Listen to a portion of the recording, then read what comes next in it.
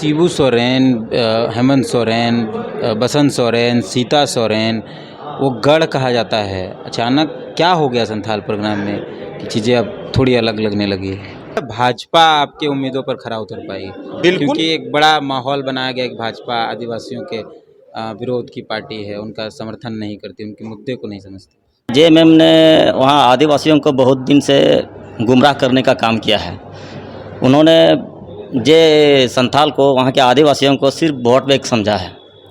अगर वैसा ही आदिवासियों का अगर वो विकास चाहती तो अब तक में बोरियो विधानसभा और खुद हमारे माननीय मुख्यमंत्री हेमंत सोरेन का जो विधानसभा क्षेत्र बरहेड़ है, आप उसको जाके देख लीजिए। ना रोड ठीक से है, ना बिजली ठीक से है, ना बरहेड़ जो मार्केट है, बाज़ार है, उनका ठीक से विकास हुआ है। अभी हम भाजपा के प्रदेश कार्यालय यानी झारखंड प्रदेश कार्यालय में मौजूद हैं। कई लोगों ने जैसा कहा जा रहा था कि झारखंड मुक्ति मोर्चा कांग्रेस और राजद का दामन छोड़कर भाजपा में ज्वाइन किए। बड़ा मामला यह है कि जिस संथाल परगना को मुक्ति मोर्चा का गढ़ माना जाता है, वहां से पिछले 2-3 दिनों में कई लोगों ने, लगभग हज़ारों लोगों ने उस पार्टी को छोड़कर भाजपा में ज्वाइनिंग की है। मौजूद हैं, दीपक प्रकाश भी यहाँ मौजूद थे। अभी हम लोग के साथ सुनील दा हैं, भाजपा के नेता हैं, और समझते हैं कि अचानक ऐसा क्या हो गया कि जो गढ़ झारखंड मुक्ति मोर्चा का कहा जाता है, वहाँ से लोग भाजपा में ज्वाइन कर रहे थे। पहले तो जोहार, स्वागत। जोहार, झारखंड जोहार। क्या जिस संथाल परगना को झारखंड मुक्ति मोर्चा का गढ़ माना जाता है, वहाँ पे भाजपा लग रहा है सेंधमारी कर रही है धीरे धीरे? देखिए, गढ़ का मतलब है दबदबा, और दबदबा किसी का उतना दिन, ज़्यादा दिन नहीं रहती है। एक नंबर हर हमेशा खाली रहता है, इसलिए नौजवान आगे आ रहे हैं, एक नंबर फिल कर रहे हैं। और विधायक में भी रिटायरमेंट होना चाहिए। 60 साल के ऊपर मनुष्य का उतना दिमाग नहीं चलता है, इस्तीफा दे देना चाहिए या सलाहकार बनना चाहिए। अपने आप को नेता नहीं आना चाहिए, एक नंबर में नहीं आना चाहिए, क्योंकि नौजवान अगर ये करेंगे तो जनहित में सोचेंगे और वो विकास का जज्बा रहेगा। बदलाव होना चाहिए मेरे हिसाब से, इसलिए हम लोग बीजेपी का समर्थन कर रहे हैं और करेंगे। तो शिबू सोरेन, हेमंत सोरेन, बसंत सोरेन, सीता सोरेन, वो गढ़ कहा जाता है। अचानक क्या हो गया संथाल परगना में कि चीज़ें अब थोड़ी अलग लगने लगी? देखिए, बसंदा हेमंत सोरेन का गढ़ नहीं था, पूरा झारखंड हमारे दिसम गुरु शिबू सोरेन का गढ़ था। उन्हीं के छात्र छाया, उन्हीं के नाम के बदौलत वो दोनों को मानते थे। सीधी सी बात है। इसलिए हम लोग चाहते हैं कि बीजेपी की सरकार आए और बीजेपी अच्छा से सपोर्ट करे और जनहित में सभी कार्य करे, यही हम लोग का मानना है। तो लगता है संथाल परगना में कुछ उपाय होगा? उपाय हो गया है, सिर्फ रिजल्ट आना बाकी है। आप जितना अच्छा फुटबॉल खेल लीजिए, गोल नहीं मारिएगा, आपको पराजय नहीं मिलने वाला है। दुनिया रिजल्ट पर विश्वास करती है, सीधी सी बात है। तो ऐसा क्या हो गया कि हेमंत सोरेन या कांग्रेस जेएमएम से खासकर नाराज लग रहे हैं आप लोग? नाराज इसलिए लग रहे हैं, जो उम्मीद थी, जैसे बहुत सी नीतियाँ, वो जो दावे किए थे अपने इलेक्शन के समय में, बेरोजगारी भत्ता देंगे, नियोजन नीति झारखंड के हित के लिए लागू करेंगे, खातियानी आधार नीति लागू करेंगे, लेकिन वो सब में एक भी काम वो नहीं किए। फिर 60-40 वाला नीति आ रही है, पूरे झारखंड बौखला गया है। इसलिए एक ही उपाय है, अगर एक टीम कमजोर हो तो दूसरा टीम का साथ देना चाहिए, ताकि वो टीम को हम लोग हरा सकें, यानी जेएमएम को हरा सकें। सीधी सी बात है, घमंड हो गया है जेएमएम का नेता को। तो लगता है भाजपा आपके उम्मीदों पर खरा उतर पाई?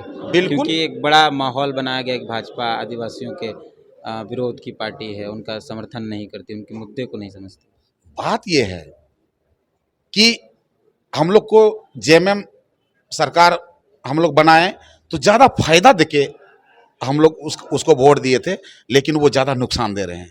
बीजेपी सरकार ज़्यादा नुकसान भी नहीं करेगी और ज़्यादा फायदा देगी, यही हम लोग सोच के आए हैं यहाँ पर। विनोद मुर्मू दा है, वो भी आज ज्वाइन किए हैं भाजपा। समझते हैं कांग्रेस मतलब जेएमएम, झारखंड मुक्ति मोर्चा जो है उसका गढ़ माना जाता है संथाल परगना को। चाहे गुरुजी का बात हो, हेमंत सोरेन का बात हो, चाहे और कई नेता हैं, अचानक आप लोग बीजेपी ज्वाइन कर रहे हैं। देखिए, जेएमएम जो है एक समय गढ़ रहा था संथाल परगना, लेकिन अब वो गढ़ रहा नहीं।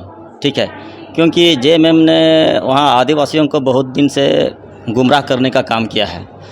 उन्होंने जे संथाल को, वहाँ के आदिवासियों को सिर्फ वोट बैंक समझा है। अगर वैसा ही आदिवासियों का अगर वो विकास चाहती तो अब तक मैं बोरियो विधानसभा और खुद हमारे माननीय मुख्यमंत्री हेमंत सोरेन का जो विधानसभा क्षेत्र बरहेट है, आप उसको जाके देख लीजिए। ना रोड ठीक से है, ना बिजली ठीक से है, ना बरहेट जो मार्केट है, बाज़ार है, उनका ठीक से विकास हुआ है। ठीक है, और धीरे धीरे लोग जो है अब समझने लगे हैं, इसीलिए अब उनका गढ़ रहा नहीं और हम लोग जो है उसको वहाँ से बहिष्कार करते हैं। और इसीलिए हम लोग जो है आज नरेंद्र मोदी के साथ में, और आज हमारे जो निरंजन कुमार सिन्हा हैं उनके साथ में आज हम लोगों ने भाजपा का दामन थामा है। एक माहौल ये बताया जाता है या बनाया गया है कि कमल फूल जो है, जो भाजपा है, वो आदिवासियों के विरोध की पार्टी है। कई नेता मंचों से बोलते रहते हैं, तो आप लोग फिर कैसे आ रहे हैं? ऐसा नहीं है।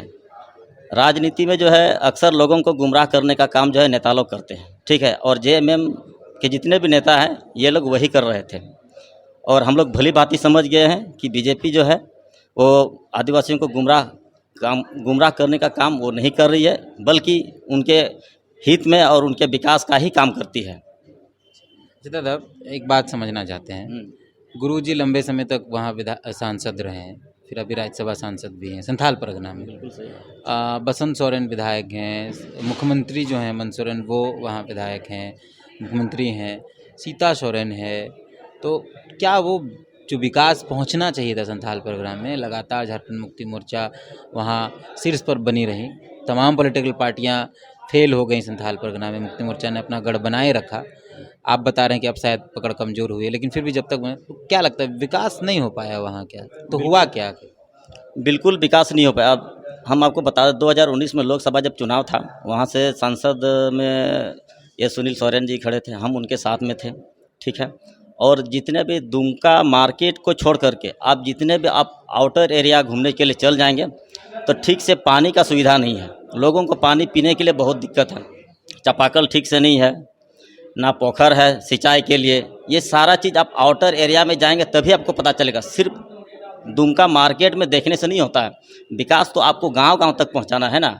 लेकिन शिबू सोरेन ने इतने सालों तक राज किया, लेकिन वो विकास का काम आदिवासियों ने किया बिल्कुल ही नहीं किया है। ये हम अपने आँखों से देखें, क्योंकि 2019 का चुनाव में हम सुनील सोरेन जी के साथ में थे, इसीलिए हम इस चीज़ को अच्छी तरह से जानते हैं।